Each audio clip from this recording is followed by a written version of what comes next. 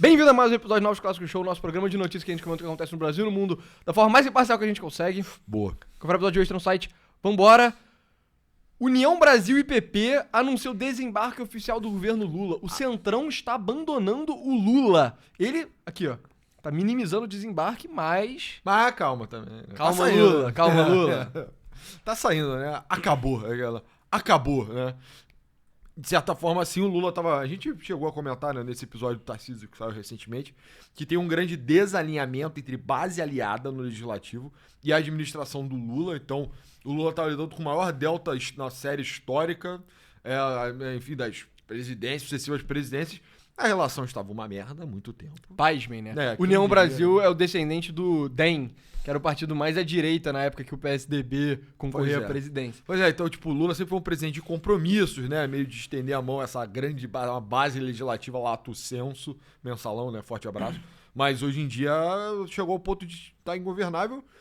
E o Brasil já, eu acho que já nas preparações para o ano que vem, né? Acho que é um Pois é. ponto para salientar.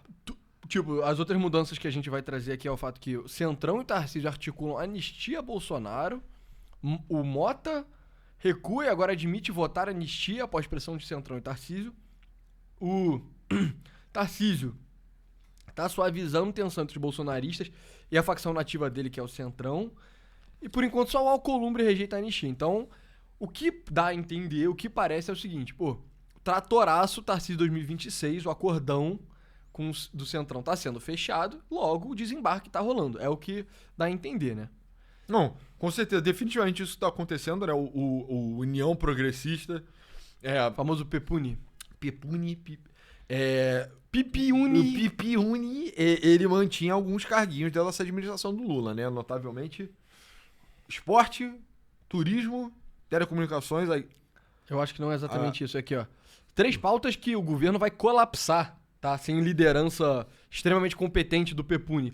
Turismo, Acertei. comunicações, Acertei. integração regional Faltou. e o grandíssimo André Fufuca na pauta dos esportes. Dos tipos mais decadentes desse país, enfim, na pauta dos esportes. Então eram 4 ministros que estavam integrados à base aliada ali do Lula, governista. Já haviam sinais prévios de rompimento. A votação da nova lei de IOF, do Haddad, foi sinal disso, tá? Então teve uma grande traição, né? Vamos ser honestos, pode chamar pelo que é, mas... Pode falar uma punhalada nas costas? Foi cara? uma punhalada nas costas do Lula. De fato foi, tá? Porque era tomado como passado já a agenda. E aí ninguém avisou nada e na hora não passou. Aí, ué, O Lula ficou igual o César. É tu, bruto! exato, pro Rueda, né? O presidente enfim, dos líderes aí dessa nova federação.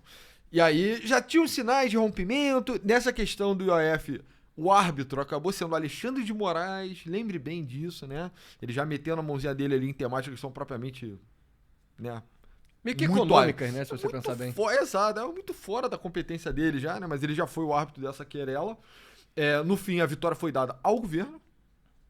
Ou seja, o Alexandre de Moraes não ficou do lado do Centrão, ele ficou do lado do PT. Sinais, o jogo tá muito confuso. Né? A gente tá falando sobre isso há muitos episódios. O jogo tá muito embaralhado. Aí agora, propriamente, o que já tava sendo ameaçado, fechou. A gente também fez o episódio da federação, daquele evento surreal, né? Quase onírico, aquela mesa de 20 homens com o mesmo terno. Exato, 20 homens com um terno, tipo, Dessa dessa cor, cor. assim, sabe?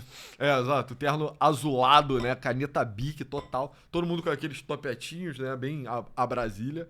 E gordos, né? Pra variar também. Meio que quem é dono, quem manda, quem não manda, um balcão de negócio. Pois é. E aí agora o desembarque comprometido naquele dia, né? Exatamente. Então, só pra ler aqui a notícia formalmente, União Brasil e o PP, agora unidos na Federação União Progressista, anunciaram nessa terça-feira o desembarque oficial do governo do presidente Luiz Inácio Lula da Silva.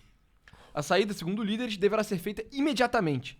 Aí a citação é: informamos a todos os detentores de mandato que devem renunciar a qualquer função que ocupem no governo federal. Em caso de descumprimento dessa determinação, se dirigentes dessa federação e seus estados... Se dirigentes dessa federação em seus estados, haverá o afastamento em ato contínuo. Se a permanência persistir, serão adotadas as punições disciplinares previstas no Estatuto. Essa decisão representa um gesto de clareza e de coerência. é isso que o povo brasileiro e os eleitores exigem de seus representantes. Posso fazer um breve comentário sobre essa foto? Cara, Ciro Nogueira, máximo respeito. Eu admiro esse tipo dele, meio de vendedor de carro, assim, tá ligado? Cara meio, cara de malandrão, assim, mas, cara, imperdoável essa camisa social aparecendo aí, né? Pelo amor de Deus, né? Cara, mas quando você levanta o braço... Porque isso aí é inadmissível. quando você vai no Tá no alfaiate meio. fazer o terno, ele mede o seu braço na Perfeito. lateral, ele não mede seu braço levantado. Pessoa, meu amigo, está no meio do antebraço. O defunto claramente era menor, entendeu?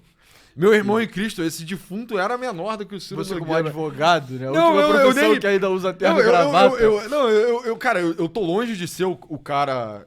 Fiscal da moda. o fiscal da moda, ou o cara mais asseado até, mas, cara, certas coisas são imperdoáveis. Esse é um caso grave de paletó, cujo defunto era menor do que o corpo.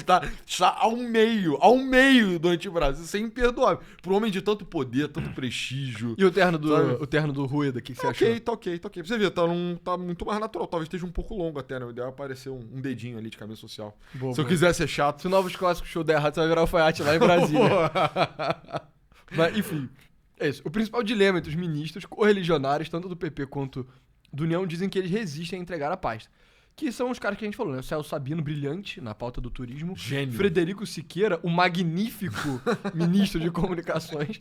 Valdez Góes, Genial, né? O fantástico. Né? Valdez Góes, o piedoso da integração regional. E o André Fufu. Um magnânimo, né? Então, Pois é. a pauta do esporte nunca foi tão longe do Brasil, né? Então, é sempre um corpo muito qualificado de senhores, né? É foda. Pois é. E aí, uma coisa que é interessante é, parlamentares do União argumentam que, na verdade, o partido encabeça apenas um ministério. Ué, como assim? Enquanto as outras indicações teriam partido pessoalmente do presidente do Senado, Davi Alcolumbre. Pra você ver, tempos idos, já tempos mais leves da República Brasileira, em que o presidente do Legislativo era o Eduardo Cunha, então tempos mais idos ainda, que era o Temer, eles tinham as facções dentro do PMDB deles, né? E... tipo, tempo vai, tempo vem, o Centrão continua igual, as siglas mudam, mas o modus operandi é igual. Então, Davi Alcolumbre, sendo o presidente do Senado do Partido Centrão, ele tem meio que uma facção dentro do partido, né? Então, Esse é o clique. exato, isso corrobora um pouco a tese lá que o Renan fala, sempre perguntam pra ele, Renan do MBL, né? Cara, mais um partido? O Brasil já não tem partido suficiente? Aí o que ele fala, tipo, cara, na verdade não. Porque isso é tudo uma porra de uma massa amorfa que às vezes se comporta como partido, então aqui eles estavam demonstrando algum grau de disciplina partidária nessa declaração, às vezes se comporta como tipo balcãozão de negócio mesmo, que é pra você pegar o seu feudo pessoal e usar o partido pra você conseguir plugar ele. Como meio, né? O partido não Nas vai instituições renunciar. políticas. O partido não vai renunciar ao poder que você agrega ao nome dele e ao mesmo tempo você também faz o que você quiser. Cara, enfim, esse desembarque do União Progressista, né? É tão pepune, né? É tão difícil de entender o que na verdade vai acontecer, porque além dessa matéria... Bora começar a chamar de Pipi Uni. Do Pipi, então. Do Pipi. Da coligação Pipi do Uni. Pipi Uni. É tão difícil de entender, na verdade, porque assim, não tem só a querela fundamental, talvez em nível mais alto. O Davi Alcolumbre, que é meio que o senhor, né? O senhor do legislativo no Esse Brasil. homem aqui, caso você não esteja familiarizado com o rosto dele. Curiosamente, o judeu sefardita amapaense, tá? Uma história fantástica aí de família, muito interessante. Mas, basicamente, o cara é o signore, ele é o Dodge do legislativo brasileiro. Ele, a ver, né? Ele ainda parece estar dentro do governo do Lula, beleza. Mas, a nível local, parece que no Nordeste, a disputa entre União e Brasil, se não me engano, Ceará tem problema e Sergipe tem problema, que é assim, inconciliável, é uma coisa Romeu e Julieta, sabe? É Capuletos e a outra família, eu esqueci o nome agora. Não lembro. Mas, Sou analfabeto, não leio literatura.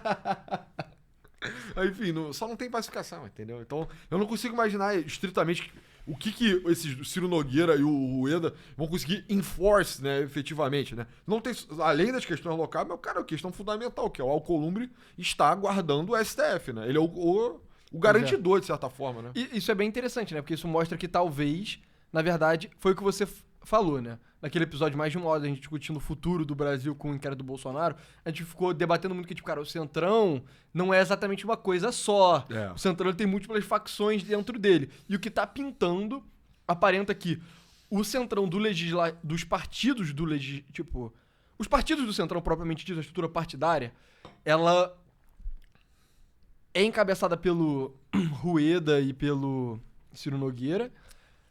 E esse Centrão não é exatamente o mesmo Centrão que é o Centrão que faz acordo com o STF, né? Que aparentemente é o Davi Alcolumbre. Então, tipo, nenhuma dessas coisas é formal. Mas você olhando assim, por entre as frestas e tal, você consegue dar uma entendida em quais são as alianças. O que resta entender é o Kassab. Será que ele tá mais... Ele é mais do Centrão do Parlamento ou ele é mais do Centrão do STF? Eu acho, cara, que... A esse ponto é impossível saber, né? Não dá. A parada é que eu acho que o Kassab não se comunica tão bem com esses caras porque ele é um... Sem sacanagem, tá? Um cara de outra estirpe. Tá, então vem das oligarquia paulista, derivado da oligarquia paulista, e via o Maluf, essas porras todas. É um cara com outro tipo de formação, esses caras, e nem tirando o mérito deles, são todos tremendos operadores da política brasileira. Mas são caras de outra criação, outra região. Eles não necessariamente se comunicam tão bem. Eu acho que a visão do Kassab pro Brasil é diferente. Arrisco dizer até um pouco mais esclarecida, tá? Talvez tenha Você acha que esses caras como o Alcolumbre e tal são mais full patrimonialismo dentro da democracia, enquanto o Kassab ainda tem alguma visão de Brasil? Sendo assim, eu gosto de fazer essa distinção, tipo assim, tem um Brasil moderno, né? Propriamente moderno, Rio, São Paulo, Paraná, Santa Catarina, etc. Que é tipo, cara, instituição, impessoalidade, separação entre patrimônio pessoal e patrimônio público. Mais ou menos, tá? Mas, rola uma graninha. É tipo a Itália. Exatamente isso. É tipo Portugal, Itália, é modernidade plena latina, né? E aí tem um Brasil que é medieval, basicamente, assim. E aí esse é o Brasil do Alcolumbre, é o Brasil do Ciro Nogueira. E eu acho que quando esses caras se reúnem em Brasília, que tenta ser a síntese do todo, a água não mistura com azeite ainda, sabe? Fica uma coisa meio... sabe? Tem uma coisa meio de capital cultural, capital social também, que esses caras acabam não conseguindo conversar também, mas enfim. Pois é, enfim. E aí é isso. O mais relevante, você pode estar pensando, pô, então vocês estão fazendo um vídeo só pra anunciar que o partido Pipi, ele tá desembarcando do Lula e o Lula vai perder 4 ministérios que são irrelevantes. Não, a grande relevância dessa parada é o Lula perder apoio no legislativo, né? Acabou, né? Exato. Vai ativar o... Enfim, já tá, até como a gente falou, até que ponto já não tava rolando, né? Mas vai ativar o modo deixa sangrar. Exato. Então, o problema são as dificuldades no Congresso, né? Então, essa matéria aqui é uma matéria super longa que, literalmente, é só falando, mano, o Lula tá ferrado. Ele tava cobrando um pouco mais de lealdade desses caras, mas eles ficaram tipo, mano, bem ou mal, a gente é mais poderoso que você, velho. Então, a gente que manda nessa porra e... De novo, o tempo inteiro falando, Tarcísio, a provável candidatura do Tarcísio, etc. Parece que realmente vai ter essa ruptura. Uma coisa que é interessante da reunião do Lula, que parece que uma das coisas que deixou foi essa história do Biva, do né? Antônio Rueda. Do Rueda, né? O Lula e o Antônio Rueda nunca haviam se encontrado na vida deles. Que é hilário, né? Assim, sim. Quais as chances? E aí, houve a reunião, houve mal-estar do caralho, Lula tratou ele como um porra, né? Um cara menor, assim. O Lula tá sem tato nenhum, coitado. E aí, pra fechar a reunião, falou, e o Bivar, como tá? Ele falou, Bivar é o ex-líder, né, do partido. Eles são inimigos jurados. O Bivar e o Rueda, aparentemente, são dois caras que, mano, não ficam no mesmo espaço, assim. Exato. Aí eu não sei até que ponto rolou um coping, né, do time petista que colocou que o Lula, meio que, o Lula quis provocar mesmo. O Lula quis dar meio que uma humilhada, assim, né? Exato. E aí, qual o poder? Literalmente, aliados do presidente entendem que a pergunta capciosa do Lula foi calculada. Um recado do petista para demonstrar o tamanho da insatisfação com o Rueda. A real é, tipo, provavelmente era o velho. No final falou, tipo, você é de qual partido mesmo? União. Pô, e o Bivar, como é que tá? Aí o Rueda filha da p... Exato. Provavelmente foi mais isso que qualquer coisa. Eu acredito também que é um pouco de culpa no PT. Porque o Lula é um cara meio... Mas vamos dizer, o Lula é meio escroto. O Lula, quando ele quer ser escroto, ele é bem escroto. Não, mas a parada é, a serviço de quê? De tomar um desembarque? Pra tomar uma... Pra levar para que o Pipi insira o órgão nele ao longo do ano que inteiro. O Pipi seja inserido. Exato, tá ligado? Pô, a serviço de que essa humilhada no nobilíssimo Antônio Rueda, né? Nada, pra mim é mais o Lula sem tato mesmo, um momento de... Sim, pois é. Faltou skill. E a virada é isso, né? Centrão e Tarcísio articulam a anistia a Bolsonaro para abrir o caminho do governador à presidência. Essa articulação do Centrão e do Tarcísio tem o objetivo de suavizar a tensão entre ele e os bolsonaristas, sabe? Mas, cara, o que eu penso sinceramente, a anistia pro Bolsonaro é irrelevante. Pro Lula é irrelevante, sabe? Lula é relevante. In the great scheme of things é irrelevante pro Lula. Mas Que tipo de coisa será que o Centrão vai conseguir fazer pra dar uma apertada no É. Lula, assim? Cara, eu acho que quem tá mais interessado nisso é meio que a legitimidade dessa candidatura centrônica, né? Que é a candidatura do Tarcísio. Ela meio que depende que essa pauta continue viva. Ela é meio que a chama, assim. Pauta da anistia. A pauta do da anistia. Bolsonaro. A anistia do Bolsonaro do 8 de janeiro, né? Eu colocaria até em igual medida, assim. Talvez até mais Bolsonaro, mas em igual medida ela é meio que uma chama, assim, que mantém essa galera hipnotizada. Então, se essa pauta só morre, só é travada, eu acho que a candidatura do Tarcísio toma grande revés, tá? Será? Não há, tipo, se Mas morrer... por quê? Por quê? Que facção você acha que ia deixar de votar nele com base nisso? A parte mais ideológica, cara. Eu acho que provavelmente ia ter um abandono talvez não fosse propriamente da elite política, tá? Mas talvez os caras fizessem, assim, um movimento de se desarticular pra procurar uma candidatura que fosse propriamente bolsonarista, sabe? O candidato do Bolsonaro vai querer votar no candidato do Bolsonaro. A gente viu naquela última pesquisa, né? Não provocado, o nome Tarcísio mal aparece ainda, né? Então, se essa pauta não estiver viva... O Tarcísio não pode ser chamado de candidato bolsonarista. Ele tá naquele bolsonarismo de Schrödinger. Mas você não acha que, tipo, uma vez ele conseguindo meio que a bênção do Bolsonaro, a bênção também conseguida pra sempre?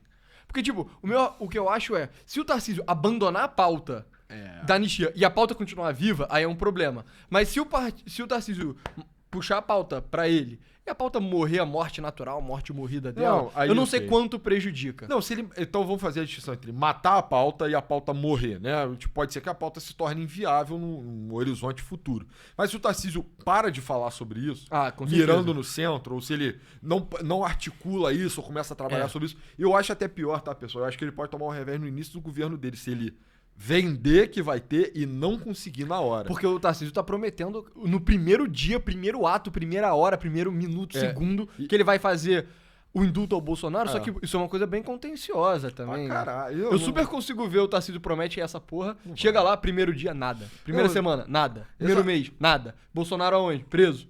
Exato, entendeu? A candidatura do Tarcísio, ela corre um risco de ser temerizada, né? De virar meio que a candidatura do Temer, que é aquela porra de burocrática, de ter muita governabilidade, mas que meio que ninguém entende, meio... Caralho, ninguém gosta ninguém tanto. gosta, não tem Tem meia dúzia de caras na Faria Lima falando, melhor presidente, mas aí, na hora das massas, assim... Exato, entendeu? Que é uma coisa meio esvaziada. Coloca ele até numa posição de vulnerabilidade, mas, tipo, a questão da anistia que o Tarcísio tem que carregar essa chama até o fim, senão a candidatura dele abre pra uma coisa meio marsalística que possa aparecer por fora, ou talvez algum outro governador vai e tenta puxar o tapete dele, algum mais corajoso que não tenha nada a perder, sabe, Caiado, sei lá. O Caiado nem é muito dessa posição, mas...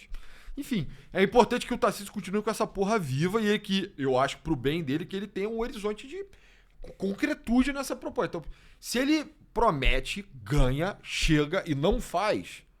Eu acho que já começa com o pé esquerdo grande no governo dele, entendeu? Outras coisas que eu penso também, né? No episódio que a gente gravou ontem, que tá indo no ar... Não, já foi no ar ontem, né? Ele foi pro ar ontem mesmo. Foi do julgamento do Bolsonaro, que a gente falou sobre, beleza, eventualmente, passado o trem do Bolsonaro, sabe? Essa pauta morrendo assim... O que acontece com os superpoderes do STF? Eu acho que o Tarcísio... tentando passar uma anistia no Congresso, ele conseguindo passar a anistia no Congresso, é um momento de inflexão de o que acontece com o STF. Porque, por exemplo, eu não sei se foi o Joel Pinheiro ou alguém aí tava falando que, na verdade... O Brilhante? Brilhante, magnânimo. Ele tava falando que, na verdade, o próprio STF pode julgar, né? Se a anistia é ou não adequada, sabe? Se, tipo, é ou não constitucional. Na prática, tipo, o STF só é a porra do poder moderador, ele julga tudo.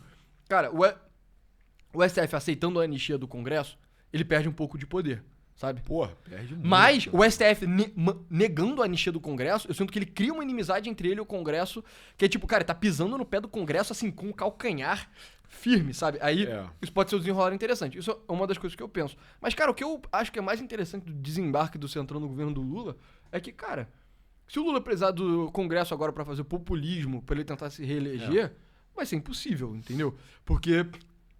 é o que muita gente tava falando, sei lá, Roberto Reis aí, a gente vai fazer questão de mencionar ele todo episódio agora, falou, tipo, meses atrás... Virou um meme, né?